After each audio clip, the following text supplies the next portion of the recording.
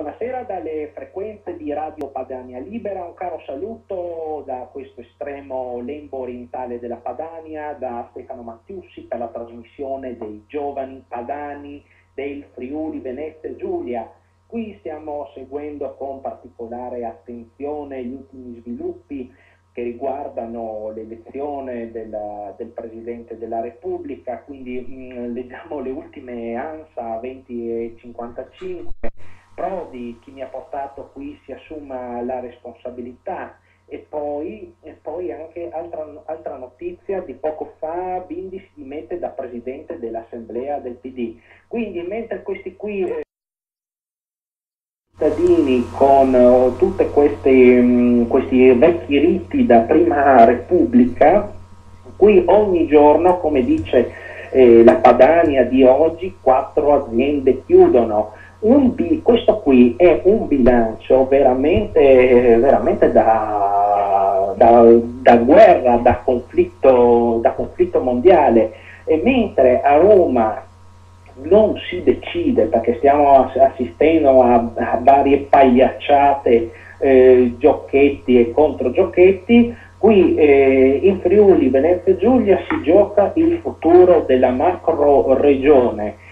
Tra poche ore entreremo nel silenzio stampa. Domenica e lunedì si vota per il rinnovo del Consiglio regionale e l'elezione del Presidente della Regione.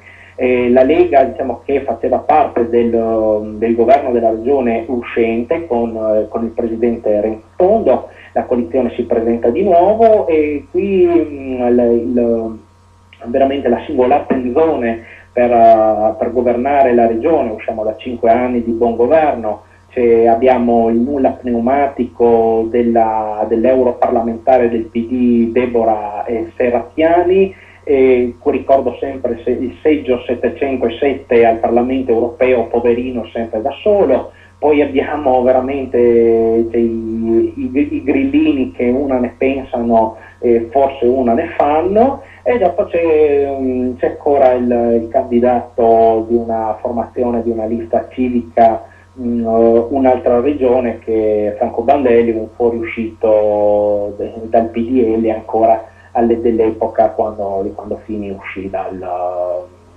quel partito. Bene, ma ora andiamo a parlare subito di situazione regionale. Do un saluto al graditissimo ospite, un ritorno, il sindaco leghista di Dolegna del Coglio, Diego Bernardis. Ciao Diego e benvenuto. Buonasera a tutti gli amici del Nord, Stefano, buonasera a tutti, grazie. Benvenuto Diego. Allora, velocemente, abbiamo veramente dei pochi minuti a disposizione. Un tuo pensiero velocissimo riguardo all'elezione del Presidente della Repubblica. Come hai già accennato tu, stiamo assistendo veramente a una pagliacciata da parte del Partito Democratico e del Movimento 5 Stelle, con questi continui rimpalli e queste votazioni che non concludono niente. In più il fatto di riesumare, direi, proprio dei personaggi che male hanno fatto la politica originari della Prima Repubblica, come Prodi, come D'Alema, mi sembra proprio un tornare alle vecchie abitudini della mala politica. Quindi io mi auguro a questo punto veramente, come è già stato detto anche dalla Lega, che si torni presto alle urne per ridare fiato alla voce del Nord, agli amici leghisti e a chi veramente sa governare il territorio, sa governare bene il territorio. Credo che l'elezione di un Presidente della Repubblica, seppur con la maggioranza di PD e 5 Stelle come Prodi, come probabilmente accadrà, non porterà nessun giovamento né allo Stato, ma tanto più all'asse che si sta creando al nord con la futura macroregione, che sicuramente riusciremo a ottenere anche con la vittoria della coalizione di centrodestra e quindi anche della Lega qui in Friuli Venezia Giulia. Beh, Diego, quindi parliamo di voto dopo domani e lunedì. I cittadini decideranno da chi essere governati, se conservare il buon governo della coalizione di centrodestra o scegliere dall'altra parte il nulla. Qualche tua riflessione a proposito? Sì, usciamo sicuramente da un governo di centrodestra in cui la Lega è stato attore protagonista, un buon governo perché in questi 5 anni si sono fatte parecchie cose, si è seminato molto bene, mi viene da pensare sicuramente a tutti i provvedimenti in campo del lavoro, mi viene da pensare sicuramente alla riduzione del debito pubblico della regione che si è praticamente dimezzato dall'eredità che si era raccolta dal governo precedente di centro-sinistra, dal governatore Illy. Mi viene da pensare anche alle 1000 attenzioni che il governo regionale e fautore in prima battuta la Lega ha rivolto al campo del sociale e del welfare, quindi ai cosiddetti bonus bebè per esempio, ma anche a tanti altri provvedimenti che sono sicuramente provvedimenti utili e provvedimenti che hanno fatto il bene del territorio regionale e dei cittadini che lo abitano. Ecco, Diego, ancora un'ultima domanda. A cosa vuole portare la Lega Nord in questo nuovo governo regionale se i cittadini daranno nuovamente la fiducia a Renzo Tondo?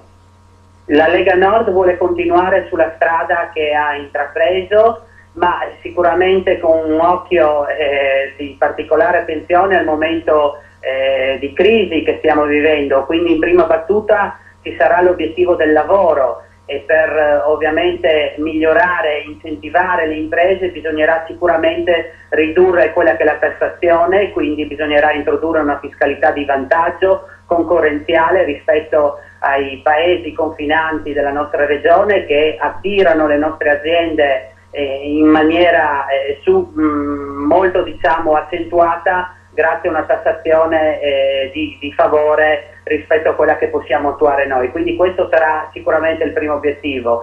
Agli altri obiettivi saranno anche di continuare nella politica sul favorire e incentivare il lavoro verso i giovani che hanno particolare bisogno, sulle politiche del turismo, ma anche un occhio critico rispetto a quelle che sono le realtà commerciali. Mi riferisco soprattutto al fatto di fare una legge che impedisca diciamo, queste aperture indiscriminate soprattutto dei grandi centri commerciali e quindi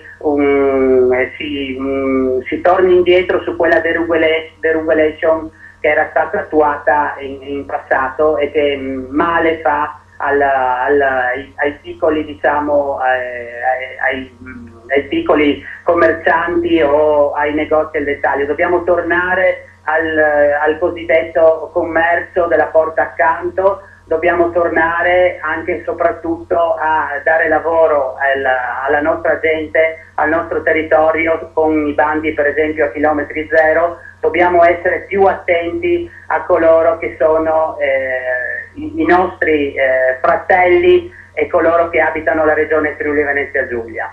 Bene Diego, allora ricordiamo che tu sei uno dei 5 candidati della Lega Nord per la circoscrizione di Gorizia per le elezioni regionali. Noi facciamo il bocca in lupo a te come a tutti gli altri e in bocca al lupo nuovamente e ti ringraziamo di essere stato nostro ospite. E soprattutto prima il Nord e prima la regione Friuli Venezia Giulia in questo